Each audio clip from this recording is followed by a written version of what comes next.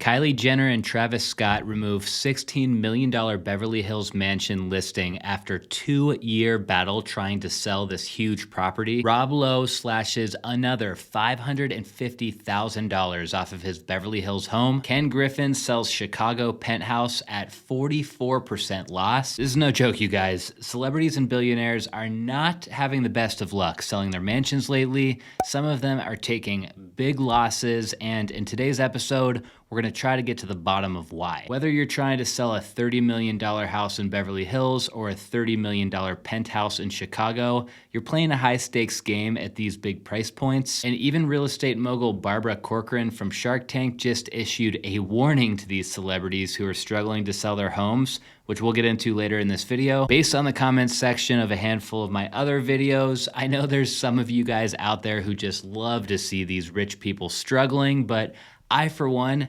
kind of feel bad for these guys. I mean, it's never fun to have a property sit on the market for months or even years on end.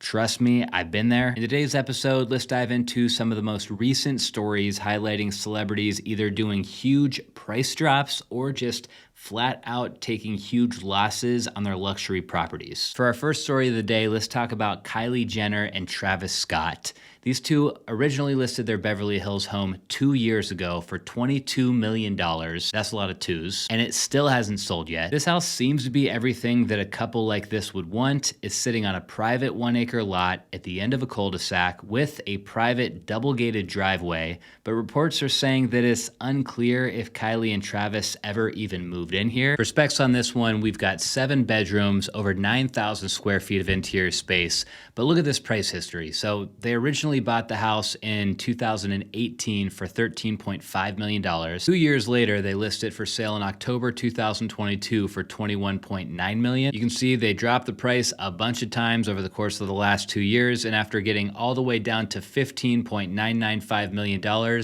they finally just gave up and took this place off the market. Seems a little weird to me that they would take the house off the market because from what I understand, these two aren't even dating anymore. So you'd think they want to just keep dropping the price and dump this place and just wash their hands of it, but what do I know? It's a cool house though. Honestly, it's probably my favorite on the list today. Here's one of the seating areas. You got this huge wall of glass that opens up into the very private backyard. I think one thing I really like about this house is there's a really good contrast between the wood floors, the white walls and ceilings, and then the dark accents. Very sleek kitchen. I will say something about these black cabinets though. So I actually put some black cabinets in one of my house flips a couple of years ago, and they turned out awesome. Like, everyone loved them. But one thing I learned is that these things take on fingerprints like crazy. It's very annoying. And another thing that's a little bit unusual about this kitchen is that you don't get that big wow factor great room here. The kitchen's kind of tucked back on its own. With 7 bedrooms though, they did a lot with the space. So one of the rooms is a movie theater. They got another set up as a game room with a fireplace. The master bedroom is huge. It doesn't really have a balcony, but it's got sliders that open up to this railing, and then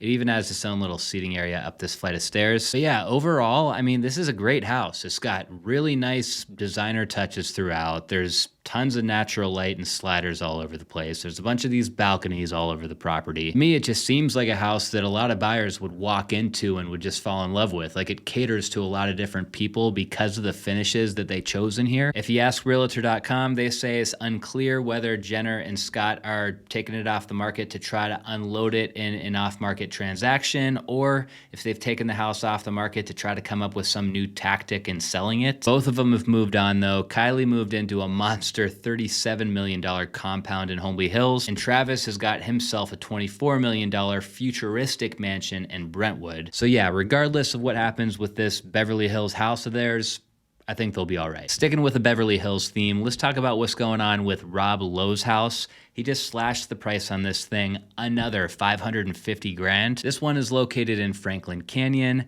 It's an older house built in 1950, and it's a small lot compared to most of what we talk about here on the channel. The lot size is only 6,700 square feet. It's not just the lot that's small either though. The house is small on this one too. It's less than 3,000 square feet. Plenty of space for most people, but small for Beverly Hills standards, that's for sure. If you look at the price history on this one, it doesn't look all that bad at first. Rob bought the house for $3.75 million in 2020. Then in July of 2024, he relisted it for sale for $6.575 million. His issues here, though, are for one, he's dropped the price by over $1 million at this point, and it still hasn't sold. And for two, apparently Rob did a pretty extensive renovation on this house after he bought it. Who knows exactly how much money he spent, but just knowing the cost of construction in LA, it's very possible he spent $1 million on this rehab when you account for the inside, the landscaping, the pool, all that. One of my favorite rooms in the house is this sunroom. Out here in Arizona, we just call this an Arizona room. Not sure what they call it in California. The kitchen's tiny, let's be honest, but it's also not a huge price point. So you kind of get what you pay for, you know? Or black cabinets, though. That's the second time we've seen black cabinets today. That's funny. This is probably the master bedroom with its own balcony. I just love when people put a skylight in the master bathroom, especially if you can't get a window in there. You kind of have to have the skylight just to dump some natural light in the room during the day. We got a couple other random bathrooms that are probably attached to the other bedrooms.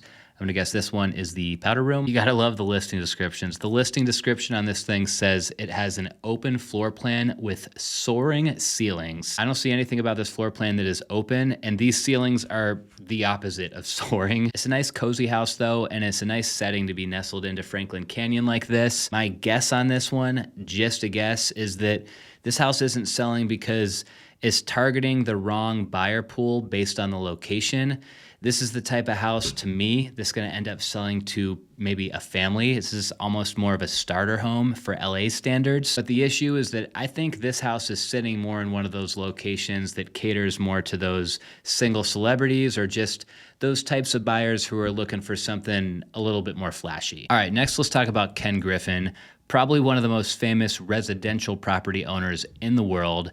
Ken just sold a couple of his condos in Chicago for a $15 million loss. We've talked about Ken a bunch here on the channel before. The guy's worth around $50 billion, so he can certainly afford to lose a few bucks. Plus, the timing of this one is kind of convenient. The silver lining here might be that Ken's able to take some of this loss and treat it as a write-off on his tax returns. Anyways, the Wall Street Journal reported that Ken's units here were located at the top of the Chicago high-rise building, number 9 Walton. He actually owned 4 units in this building, which means that after this most recent sale, he's still got 2 left. Ken paid almost $60 million for the 4 units back in 2017. And the craziest part to me is that the units were delivered to Ken in this unfinished shell condition so he could customize them himself, which he never got around to doing. Ken says he's trying to leave Chicago due to the crime rate. He's been critical of the governor's work around the rising crime rate, and he thinks the decline of value in Chicago's real estate is directly correlated to the failed political leadership out there. His words, not mine. Oh, and just these 2 units alone that he sold off amounted to around 15,000 square feet of living space with 4 terraces, a rooftop deck, and a swimming pool. Now, I couldn't find any more photos of Ken's specific unit, but just in case you guys were curious, I did find a couple other units that are currently for sale in the building. We can look at the most expensive one together. It's pretty cool. This one is in that same shell state that Ken's was, so it is gonna give us a decent feel for what his looked like. It's a 6-bedroom, 8-bathroom, they say, which doesn't look like that to me, as you'll see in a second. The place has 7,500 square feet and they're asking $8.5 million. You know, it's a nice looking building from the outside. Any of you guys out there from Chicago, let us know down in the comments what you think about the location of this building. To me, seems like a pretty solid central location in the city. But yeah, here's what the unit looks like. So $8.5 million for this. The description says that these are 14-foot tall windows, which tells me it's probably 16-foot ceilings. That's actually really impressive for a condo. It's really weird seeing it in the shell state too, and just trying to think about how you're gonna bring power and water lines and sewer lines all to the locations where you want the kitchen and the bathrooms and stuff to be. They do also mention in the description though that this place comes with an approved set of designer plans from the developer, so maybe you need to follow those plans. Awesome views though. I mean, come on, this is what you see off your patio. It's really hard to imagine who's going to walk into that unit and be able to picture themselves actually living there. These shells have got to be a pretty hard sell. A big draw to this building though is all the amenities. Like the common areas of this building are really nice, and you know, you've got your pools, you've got your valet, you've got your gym, all that stuff. So I don't know, Ken obviously sold his place, so he found that buyer, but the fact that he sold it for such a loss could have partially been due to the crime rate that he was talking about. But I think the fact that it's a shell is another massive factor here. Okay, so Gene Simmons' old house. We've talked about this one on the channel here in the past. Gene sold his house to a developer named Max Noble. Max spent years doing this really high-end renovation here. When he was done, he relisted the house for sale though, and at this point, it's been sitting on the market a long time. They haven't had any bites. The original asking price on this house was a massive $48 million, which sounds like a lot, but you are getting a lot for that price. And the developer Max here, he's kind of a celebrity himself in the real estate scene. He's got over 400,000 followers on his Instagram alone, and scrolling through his page, he's built some absolutely epic homes. If Max builds such cool houses though, why is this one not selling? That's the question. If a house isn't selling, yes, it can be because of the location or because of the neighborhood or because of a bad floor plan or because of bad finishes, but most of the time, the real reason a house isn't selling is because it's priced too high. Here on Max's house though, okay, remember we started at $48 million. Now we're down to $34 million. You guys let me know in the comments if you think that's still too high. For that price, you get 16,000 square feet of living space though. So we're priced at $2,000 a foot. That's a little high, but remember, this is a high design home here. We have looked at this one in the past because it's been on the market for so long. So this time I'm just going to call out maybe some of the things that I think are holding them back from selling this house, starting with all this wood on the outside.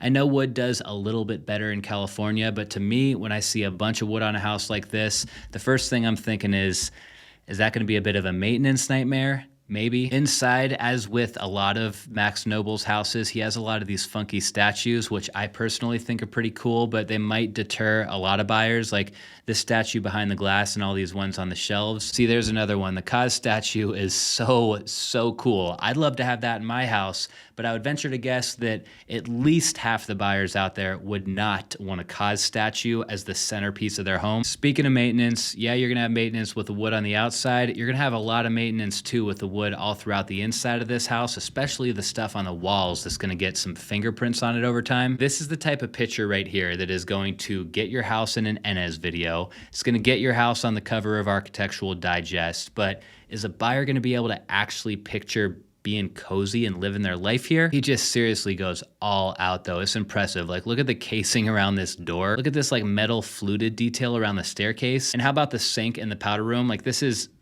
unbelievably cool. Another factor too with this very sleek design is that it comes across as pretty stiff. Like, imagine sitting here at this table entertaining your friends. It's kind of hard to imagine. Like, this room, you don't even want to touch it. It's too nice. Then in the kitchen, it's kind of the same thing. Like, this is a very photogenic kitchen, but you can't even pony up to the island in a bar stool because of how the island's built. I don't know, like, I'm really not trying to knock this house. I'm just trying to understand why there's been so many price drops. Master bedroom is probably one of my favorite rooms in the entire house, but remember, we're trying to stick to critiques and figuring out why this thing isn't selling. So my critique on the master bedroom is there is absolutely nothing cozy about having like 18-foot ceilings in your master bedroom. You want something a little more intimate and something that makes you feel like you want to go to bed. And the last thing I'll say, which I always thought was kind of weird about this house, is the pool is about a mile away from the house. Like, most commonly with these high-end homes, you see the pool just about right outside of your living space, so you can be hanging out in your living room or you can have someone hanging out in the swimming pool, and it's kind of this indoor-outdoor experience. But you've got to hike down this huge flight of stairs even to get to your pool. And even when you're down there, where do you put your lounge chairs to get some sun? I don't know. The pool is a miss for me on this house for sure, but this is another one. I want to hear what you guys think down in the comments. Why is this house not selling? Like, a year and a half on the market, 15 million in price drops. What's going on here? I mentioned earlier that Barbara Corcoran issued her warning to all these celebrities and A-listers who are trying and failing to sell their homes, and that is that they just need to get realistic with their pricing from the beginning. Corcoran said that one of the worst things that you can do is routinely lower the price of your mansion because it just suggests to buyers that you're struggling to sell, and it encourages even more lowball offers. That's a wrap for today's episode, you guys. If you enjoyed the video, make sure you hit the subscribe button down below before you go. I've got some really awesome videos planned for the next couple of months, and you don't want to miss out on those ones. I'll see you guys next week.